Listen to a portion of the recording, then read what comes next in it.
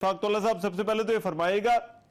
ये जो शराइत है इन पर बहुत ज्यादा बहस हो रही है, ऑपोजिशन की तनकीद भी है कि आपके लिए जो शराइत बहुत ज्यादा प्रॉब्लमेटिक हो सकती हैं जो IMF की हैं, और ये जो दोस्त ममालिक से जो पैसा लिया है ये किन शराइत के ऊपर लिया है। तो क्या सर वाकई ये इस तनकीद का कोई जवाब है? बिस्मिल्लाहिर्रहमानिर्रहीम, thank you very much. Rahman साहब, आप माशाल्लाह इस बारे में बहुत बेहतर तरीके से मुझसे जानते हैं कि ओपोजिशन कभी भी ये बात नहीं कहेगी कि ये डील बहुत अच्छी है, चाहे कोई भी ओपोजिशन में हो। और ये तो एक फितरी अमल है, तो उसमें इस बात पे तो मैं इससे कतई नजर का ओपोजिशन क्या कहती है और उनका ये हक है, जायज हक है कि वो उस पर तनकीद करें और करना भी चाहिए उनको।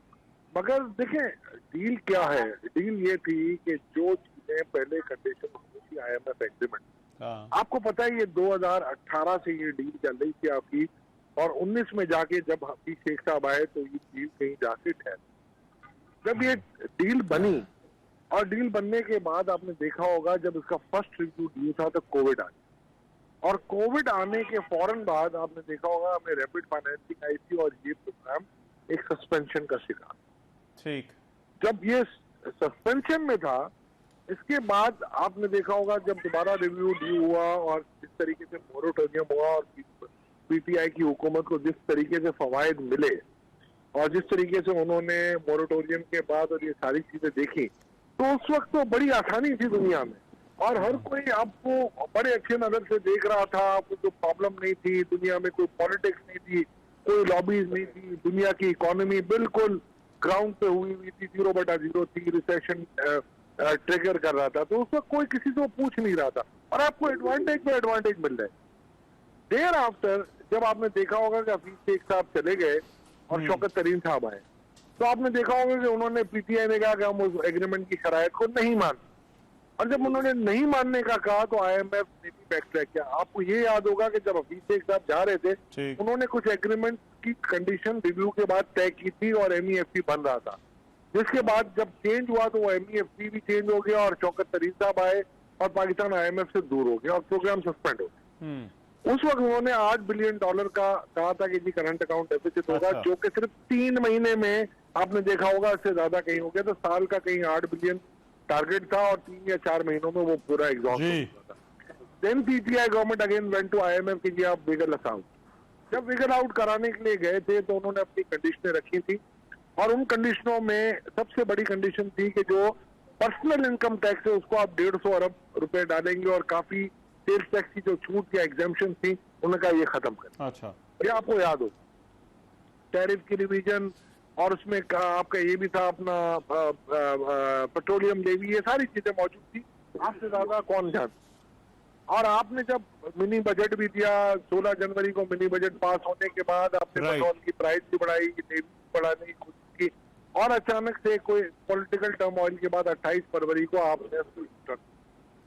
और वहां से लेके जो आज तक आपका मिसट्रस्ट IMF के हवाले से हुआ है, मेरा ख्याल है इसकी कोई नजीर पाकिस्तान की तारीख में नहीं। और वही कंडीशन पे आप अगर आज भी MEFT उठा के देख लेंगे तो वही कंडीशन है जो मिसट्रस्ट की वजह से उन्होंने रेस की थी उस वक्त, जो हमने एग्री की थी, वो आज भी उसी को। आप ये कह रहे हैं कि ये शराइत वही है जिन पर तहरीक इंसाफ की हुकूमत ने IMF के साथ एग्रीमेंट किया था? सर देखे ना, मैं आपको कंडीशनें गिनवा देता हूँ। उन्होंने कहा था आपको टैक्स रिफॉर्म्स करने थे, उस वक्त भी कहा था। उन्होंने कहा था पर्सनल इनकम टैक्स लगाना है, आज भी लगाया। उन्होंने कहा था स्ट्रक्चरल रिफॉर्म पेट्रोलियम लेवी आप बढ़ाएंगे, आपने आज भी बढ़ाएंगे। उन्होंने कहा था टैरिफ रिवीजन पावर के होंगे, आपने आज भी कर दिए। ठीक है, और कौन सी ऐसी कंडीशन थी आप मुझे बताएं। ठीक है, लेकिन इशफाकुल्लाह साहब ये फरमाइएगा कि ये तसलसल कैसे हो सकेगा जो हमारा एग्रीमेंट हुआ है? अब इलेक्शन भी आने वाले हैं और फिर उसके बाद एक हुकूमत भी आना है, केयर टेकर गवर्नमेंट है, उसके बाद हुकूमत भी आना है। तो क्या IMF को गारंटी दी गई है कि इस दफा जो मुआहदा है ये कंटिन्यू रहेगा, या पाकिस्तान की जो भी हुकूमत आएगी, चाहे वो केयर टेकर हो, अगली हुकूमत हो, वो इसको इन शराइत को कंटिन्यू करेगी? देखिए, आपने IMF का प्रोग्राम अगर पढ़ा होगा तो ये स्टैंड बाय अरेंजमेंट है, और स्टैंड बाय अरेंजमेंट में आपने देखा होगा 9 मंथ पे, और उन 9 मंथ की गारंटी, जैसे आपने देखा होगा कि during the currency of this agreement which is 9 month there will be no new emanation. जो टैक्स मेजर्स लेने थे आपने अभी तक ले लिए, जो भी इन्होंने कहे थे रिफॉर्म्स आपने कर दिए, सिवाय आपकी जो टैरिफ का है वो भी मेरा ख्याल है कुछ दिनों में हो जाएगा, I think may be before और आफ्टर द एग्रीमेंट। तो ये सब चीजें तो ये तसल्सल हमने दे दिया है। अब जब ये गवर्नमेंट जाएगी और जो केयर टेकर सेटअप आएगा, केयर टेकर सेटअप के बाद जब नई गवर्नमेंट आएगी तो आप देख लें, अगर आज फर्ज करें 12 जुलाई से अगर ये प्रोग्राम शुरू होता है या 15 जुलाई से शुरू होता है तो 15 जुलाई से 9 महीने आप 15 अप्रैल पे, तो 15 अप्रैल से पहले नई हुकूमत के बाद जो भी आएगी इंशाल्लाह अक्टूबर के अंदर अगर इलेक्शन होते हैं या वर्ष कम वर्ष नवंबर में इलेक्शन होते हैं तो दिसंबर तक डिसाइड हो जाएगा और 4.5 मंथ इनके पास होंगे कि नया प्रोग्राम नेगोशिएट कर लें। और ये जो बैरूनी कर्जों के हवाले से बहुत बड़ा एक सवालिया निशान है, दिसंबर जो 2023 के आखिर की भी बात की जा रही है कि एक बहुत बड़ा चैलेंज है। अब चीन के खास तौर पर जो चीनी कर्जे हैं, वज़ीर आज़म शहबाज शरीफ ने तो शुक्रिया अदा किया कि चीन ने हमें डिफॉल्ट से बचाया, तो जो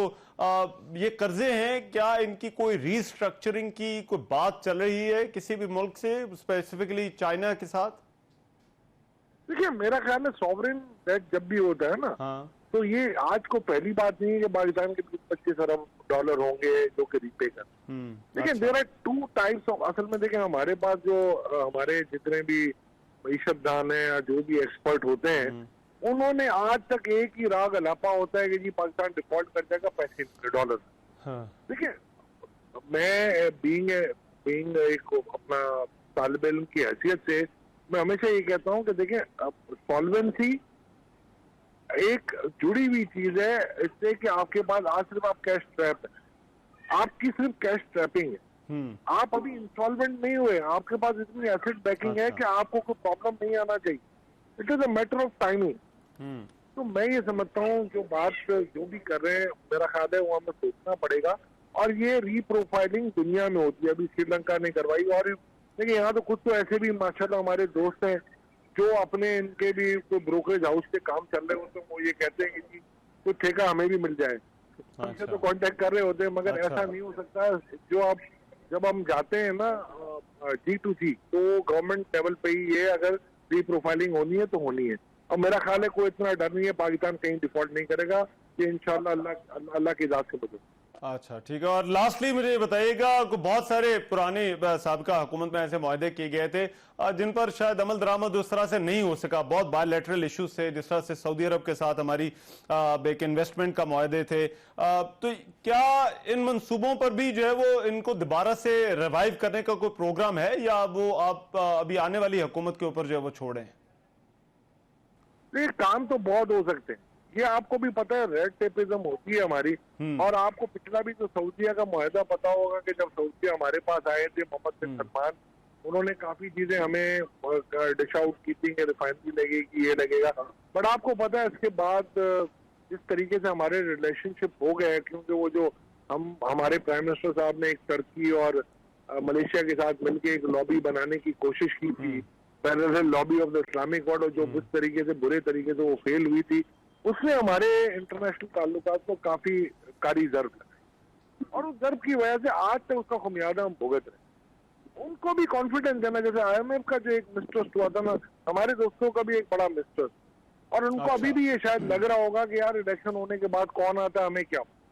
हमें वही सिचुएशन तो नजर नहीं आएगी जो पहले हुई थी हमारे साथ, तो वो भी बड़े फिक्रमंद होंगे। मगर मैं ये समझता हूँ जितनी कॉन्फिडेंस हमारे